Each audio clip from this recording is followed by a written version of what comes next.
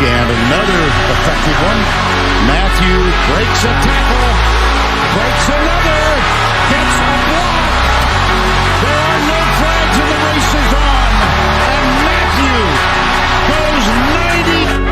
Burrow with the snap. Here comes the blitz. Burrow steps away from it, throws, catch made! Justin Jefferson has it at the 38, racing down the far line, sideline, 10-5, touchdown, Tigers!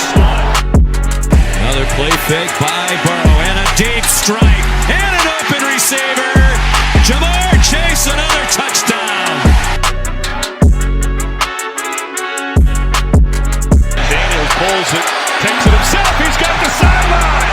Jane Daniels off to the races, and a bang back inside, he takes it to the house, 85 yards for Daniel. Go ahead and say it, Ed. Go Tigers!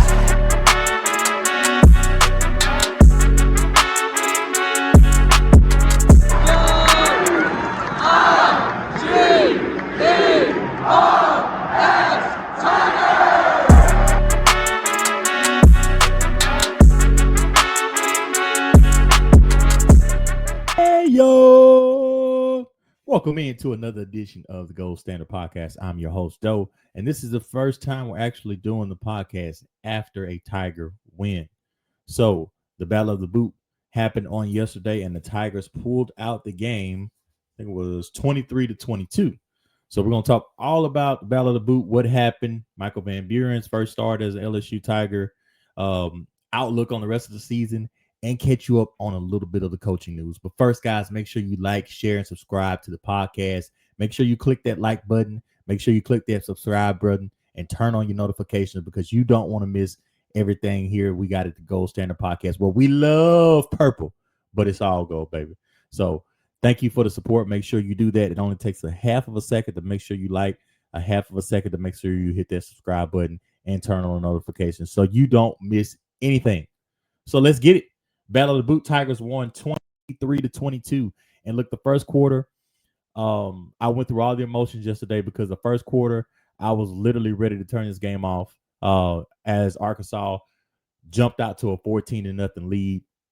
And look, there's only been a few games where I just couldn't take it. The Alabama game in 2017. It was the year Leonard was going ham, and then they just kept running the same play all game, and they just smashed him every time he ran the ball. And then there was the one in, I think it's 2021, whatever one we opened up with Mississippi State, and the guy threw for like 700 yards. I just had to turn those off. Everything else I've sat through. I sat through the Troy. I sat through the 2011. I sat through it all. But I'm thinking, all right, there's something better I could do with my day than to watch these Tigers get blown out of Tiger Stadium by a 2-7 Arkansas team. So credit to the Tigers for turning it around after the first quarter. They went on to outscore Arkansas from that point 23-8 from the second quarter all the way to the fourth quarter. They outscored the Razorbacks. Michael Van Buren was 21-31 for 221 and 1 touchdown.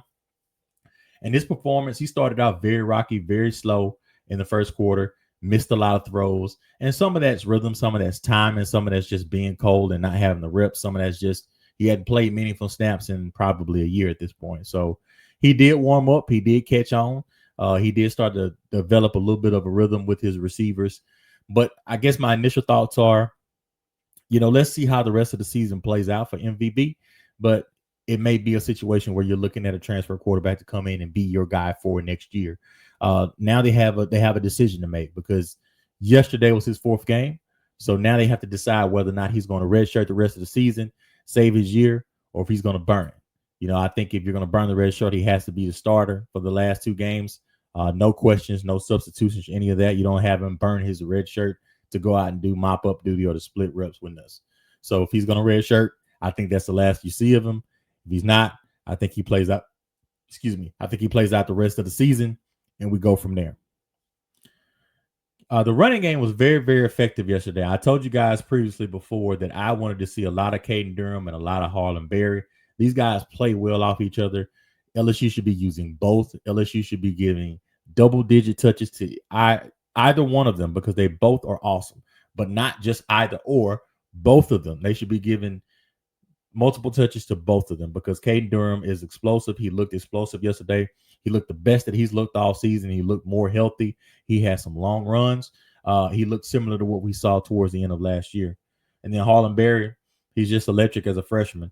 Caden was 12 for 65 at 5.4 carry, and Harlan was 11 for 52, 4.7 a carry. So 5 yards a carry from each one of them on 23 carries. That's a great job. Shout out to the offensive line. They held up a little bit in the running game. Van Buren added 10 carries for 36 yards. Xavion was MVB's favorite target, 6 catches for 80 yards. Barryon Brown was 3 for 44. Caden was 3 for 34. Harlan was 3 for 24. And look, I had said this. You got to use Caden Durham and Harlan Berry out of the backfield. They're just both too good of players to not use in an aspect of the game. They should both be used running the ball and touching the ball. I just feel that good about both of their skill sets and their talent that they should be touching the ball as much as possible. Not a great game for Tre'Davious Green yesterday. 1 catch for 14 yards. I don't know how many targets he had, but other than Xavion, everybody else just kind of had a so-so day. Harold Perkins. Shout out Harold Perkins. I've been critical of him at points this season. We've seen some loafing. We've seen not 100%. We've seen scatterbrain. We've seen all things from Harold Perkins this year, but shout out to him. He had his best game of the past few years yesterday. 2 tackles. He had a sack. He had an interception, and he was just in the backfield all day. So shout out to him. Shout out to Mansour Delane, who had a pick as well.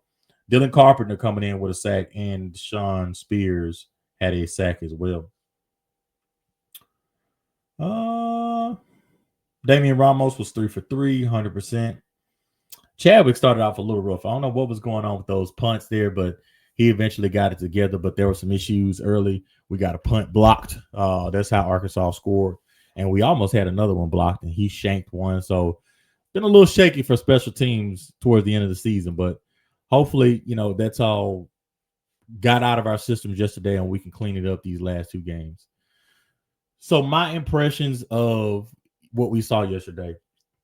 And online, make sure you guys subscribe to the TikTok, to the Facebook, to the Instagram. We're everywhere. But a lot of my interaction with fans yesterday was how pleased they were with the effort from the Tigers. And that's what it's always been. Initially, there were some spots in the first quarter where it looked like we were kind of just going through the motions. I questioned their preparedness and their readiness coming out of the game. Coach Frank. I questioned all that because it just looked like they weren't ready and looked like they frankly didn't give a crap. But they picked it up. The momentum got going, the intensity got going, and the Tigers were able to come back. I think it was 16-14 at the end of the first half. A lot of opportunities where we just didn't get it done in the red zone. And we only got 2 games left this year, so it's not a whole lot to complain about or say we got to do this or we need to do that. But LSU clearly has struggles with the red zone. They really don't have a lot of problems getting it from the 20 to 20. Sometimes it doesn't look good. Sometimes it's disjointed. Sometimes it's discombobulated. There's no stability. There's no strategic advantages. There's nothing going on. But they seem to go well between the 20s and 20s. It's once they get in the 20, it's a problem. And I think a lot of it is just play calls. We don't see a lot of fades to Tre'Davious Green. I've said it before. When you get in the 20s, he should get automatic next play or a play after. He's going to get a jump ball fade and just make this other team commit 2 guys to him or leave him one-on-one and get mossed on top of your head. But you have to make the defense decide there. Especially with Van Buren there, you got a lot of stuff you can do with his legs that helps us out with some of those issues. But yeah, we've had trouble all year. Really, in the Brian Kelly era, we've had trouble in the red zone aside from 2023 with Jaden Daniels.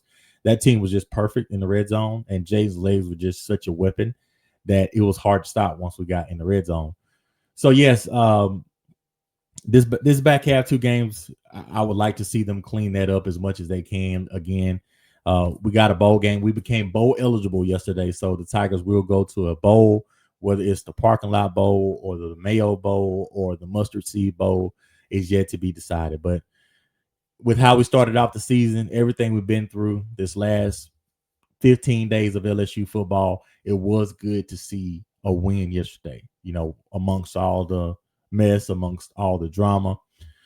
it was good to see the Tigers pull out a W because, look, again, the season's lost as far as, playoff hopes, but you want to see your Tigers compete. And that was the thing that I saw online with a lot of fans, a lot of communication I had back and forth with fans was the compete was there, which is awesome. That's what you want to see as a fan. It may not turn into a W, but we wanted to see the team compete, and they competed yesterday. And you can see how much the guys really care about Michael Van Buren. I'm not throwing a shot at nuts, but you could just see when he won the game. You could see when Frank won the game what Michael Van Buren means to these players.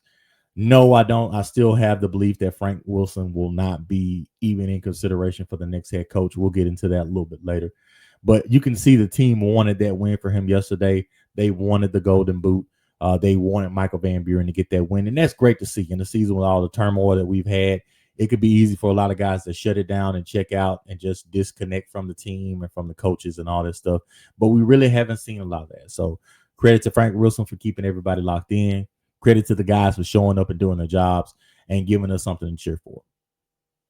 Defensively, now, if you'd have told me going into this game that LSU would have held Arkansas to 22 and one of the scores would have been on a block punt, so really they gave up 15 points on offense, I would have told you you're crazy. Taylor Green is the most effective quarterback in the country, yards per game, completion percentages, all that stuff.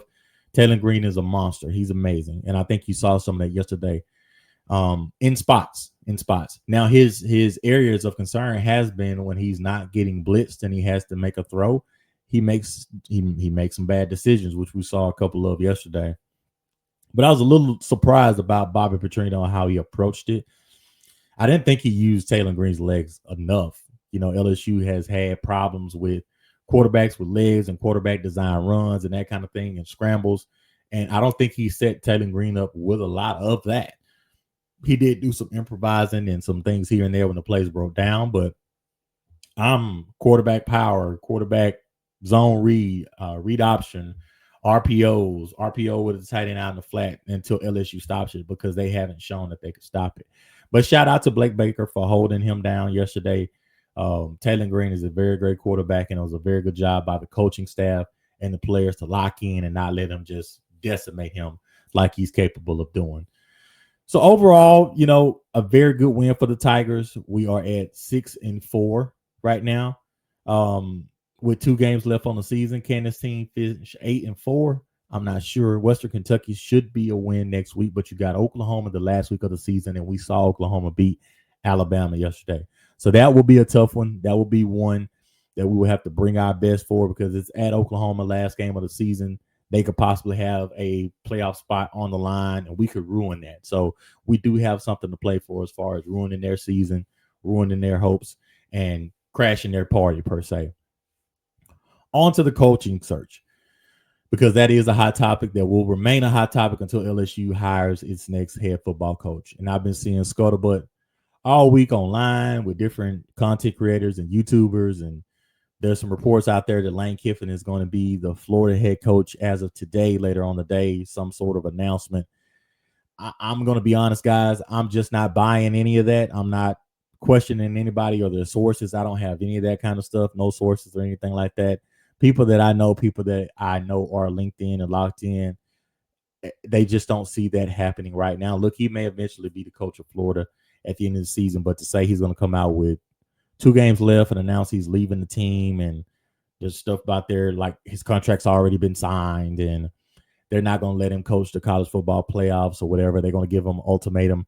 I just don't see it. There's just no upside for Lane and Jimmy Sexton to do that. And if you know anything about Jimmy Sexton, he's going to squeeze every penny out of whatever his client can get.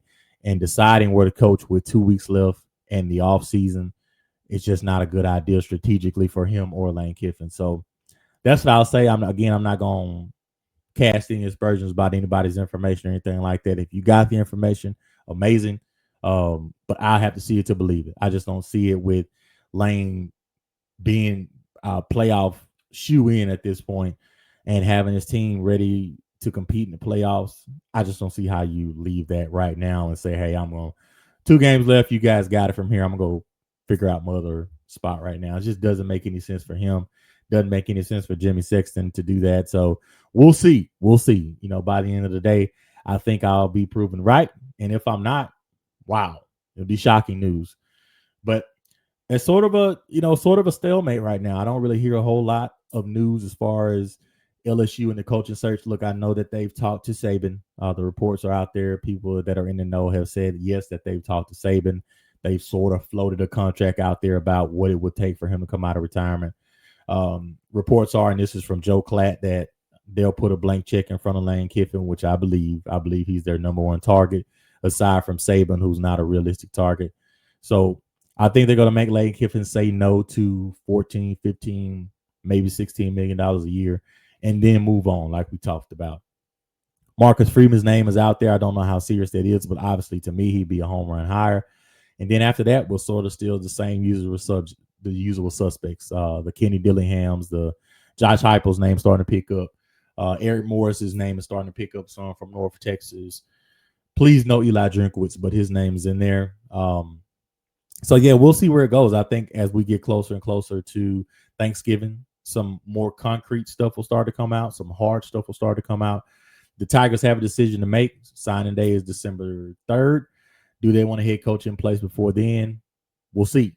But, hey, again, it was great to see the Tigers pull out this win yesterday. They showed a lot of fight, a lot of grit, a lot of Tiger pride, and we're glad to watch them. Again, make sure you guys like, share, subscribe. Tune into the podcast, turn on notifications so you don't miss a thing. Hey, you know the rest. This has been an amazing, amazing episode. We love purple, but it's all gold here at the Gold Standard Podcast, where we are your number one for Tiger news. Play neck and get out of here.